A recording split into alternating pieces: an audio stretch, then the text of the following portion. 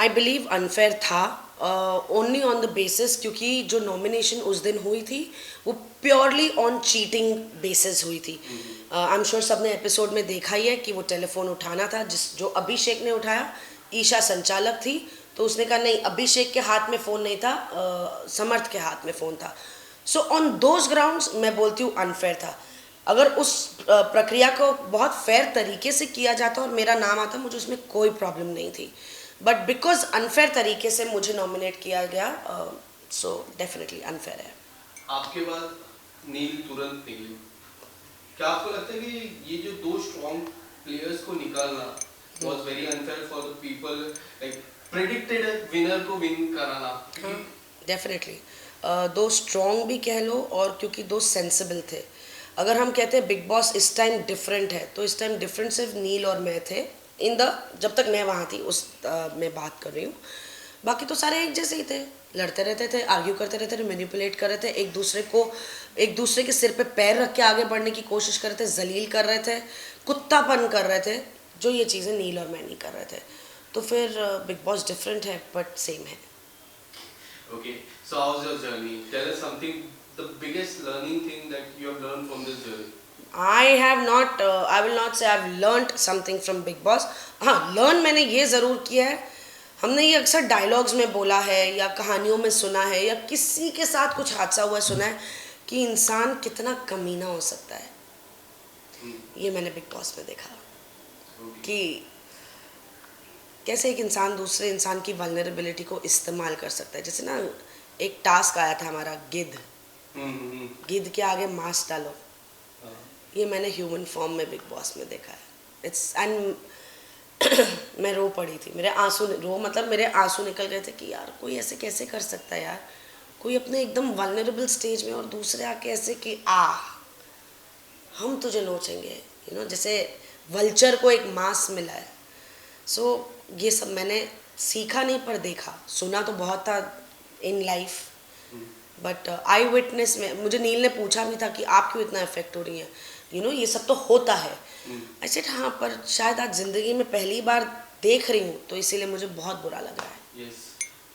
जिग्ना जी और आपकी दोस्ती कई हद तक बहुत अच्छी प्योरिटी वाली दोस्ती थी, और वो जो नॉमिनेशन हुआ था जो आप तीनों का था, जो एक बाहर जाएगा, उसमें भी काफी चर्चा हुई बाहर से। ग्रेस पीरियड, जिग्ना जी, हाँ, एंड नावेद ग्रेस पीरियड, हाँ जी। वो कितना डिसअपॉइंटिंग है, क्योंकि मैंने देखा आप तीनों रो रहे थे वो टाइम पे, तीनों जब नावेद जा रहे थे, बिकॉज ऑनेस्टली नावेद ने बहुत एफर्ट डाला था फ्रॉम समवन जो एकदम अलग country, culture, values, language being the biggest barrier, क्योंकि जब तक नावेद को सिचुएशन समझाई नहीं जाएगी वो अपना ओपिनियन फॉर्म नहीं कर पाएगा।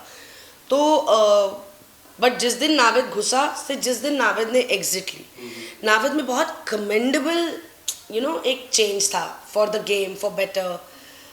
जैसे मैंने उसे ये देखा था कि क्योंकि उसे कॉफ़ी चाहिए होती थी तो वो उसके लिए अपने लोगों को बना के भी रखा था उसने, कि यार मैं इनसे पंगा ना लूँ, चाहे वो कॉफ़ी के लिए ही क्यों ना हो।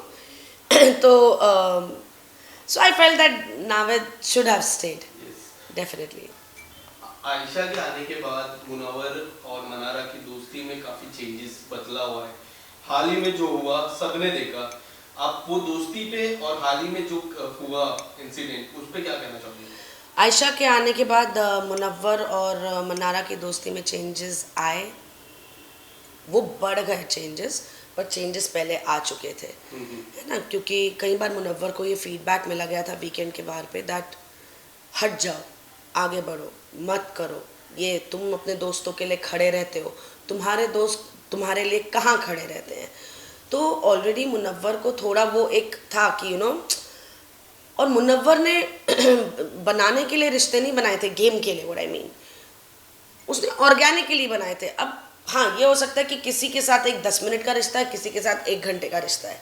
कहने का मतलब ये है कि मैं शायद इस इंसान के साथ 10 मिनट तक बात कर सकती हूँ, बट इसके साथ ना मैं घंटा भर भी बैठ के चर्चा में लगी रह सकती हूँ। तो मुनव्वर के रिश्ते फेक नहीं थे, बट मुनव्वर और मनारा के बीच में ऑलरेडी थोड़े थोड़े वो डिस्टेंस आ रहा था, क्योंकि this was the feedback given to Munawar, right. और उस दौरान आयशा आ गई, तो अब वो पहले अपनी ज़िंदगी को सही करे कि मनारा को वो attention they, but Mannara being Mannara, उसे सिर्फ अटेंशन चाहिए, क्योंकि दोस्ती उसके लिए वही है कि आप मुझे अटेंशन नहीं दे रहे, अब मेरा फन कौन करेगा मैम, अब मैं बात किससे करूँगी। मैंने उसको कहा, मैंने कहा मनारा मैं तेरे साथ 4 घंटे बात नहीं कर सकती, मैं 1 घंटा बात कर सकती हूँ, you know, as a friend this is what I can do for you, but वो जो तेरा फन, तेरी वाइब, तेरी ट्राइब है भैया, मैं वो पूरी नहीं कर पाऊँगी, तो that you see. Rinku ji एक बात है, मैंने 5th हफ्ते में आपकी जब मम्मी और सिस्टर का इंटरव्यू हो रहा था, मैंने एक सवाल पूछा था उनसे, उनका जवाब मैं बताऊंगा। पहले आपका सवाल जानना चाहूंगा कि अंकिता ने ना लगभग 6 बार एक शख्स का नाम लिया जो इस दुनिया में नहीं है।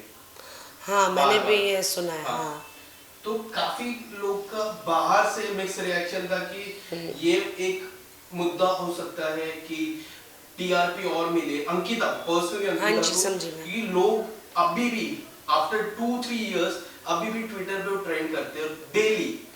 What's your take on that? मैंने ये सवाल पूछा था आपकी मॉम से, उनका भी रिएक्शन मैं बताऊंगा आपको, बट आपका टेक क्या है, क्योंकि आपने भी सुना होगा 1-2 बार। मैंने एक बार सुना, टू बी वेरी ऑनेस्ट। अभिषेक के साथ जब था तभी नहीं, मैंने अभी लास्ट में ही सुना था, दिन का वक्त था, अंकिता, मैं और उस टाइम आयशा, तो हम तीनों थे और एक और जन था मुझे याद नहीं, पर हम 3 जन डेफिनेटली बैठे हुए थे और अंकिता उनके बारे में कुछ बता रही थी, बेसिकली पवित्र रिश्ता की भी बातें करी थी। पवित्र रिश्ता का जो आखिरी सीन था उसमें सुशांत सिंह आए थे and how that scene was shot, and then उस सिलसिले में फिर वो आगे बढ़ गई कि अब वो नहीं है, यू नो कैसे होती है लाइफ है वो। तो मेरे साथ पर्सनली अगर मैं बोलूँ, मैंने पहली बार ये कॉन्वर्सेशन उनके मुंह से सुनी थी, कई लोगों के साथ उन्होंने की होगी पर मुझे नहीं पता। What I think about, you are talking about ex, you know, जो आपकी ज़िंदगी में बहुत अहमियत एक टाइम पे रखते थे और आज जो ज़िंदगी में है ही नहीं, दुनिया में है ही नहीं, as an end on this platform everything can be calculated, you know, everything can be, मतलब हाँ, क्यों आप वो बात करिए पवित्र रिश्ता की दम पे आप सुशांत सिंह की बात कर रही हैं, या आप जेन्युइनली पवित्र रिश्ता के बारे में, पर आपने इंसिडेंट तो वही सुनाया कि भाई जो लास्ट सीन था जिसमें वो सुशांत सिंह को बुलाया गया था शूट पर। So I really don't know, but या जो पास्ट है वो पास्ट है। ये तो बिग बॉस भी बोलते हैं, भूतकाल नहीं वर्तमान और भविष्य काल में रहिए। भूतकाल हो गया, जो पिछले हफ्ते एयर पे आया वो खत्म, आगे क्या। सो आई डोंट नो, या it can be hopefully not a calculative move, but then ये प्लेटफॉर्म जैसे यू नो पीआर, टीआरपी, अपने आप को आगे बढ़ाना, वोट्स, ये इतना प्लेटफॉर्म इन चीज़ों से है कि anything is possible. Quickly, I'll take 2 names and tell me who is more well prepared for this game, Munawar और अंकिता। किसने होमवर्क बहुत अच्छे से किया? मुझे लगता है दोनों ने ही किया होगा अपने अपने तरीके से। रीज़न बीइंग, उन दोनों को जितना मैंने उनके मुंह से सुना वहाँ घर में, कि लिटरली 3 मंथ्स पहले बिग बॉस इनवाइट आ गया था, या बातें शुरू हो गई थी, समथिंग लाइक दैट। दोनों को इक्वल अमाउंट ऑफ टाइम मिला to prepare, so I think both are prepared. Your top 2 and winner? My top 2 is definitely these 2 names, Munawwar and Ankita, and my winner is Munawwar. Okay. Thank you so much, Rinku ji. Thank you so much. Thank you.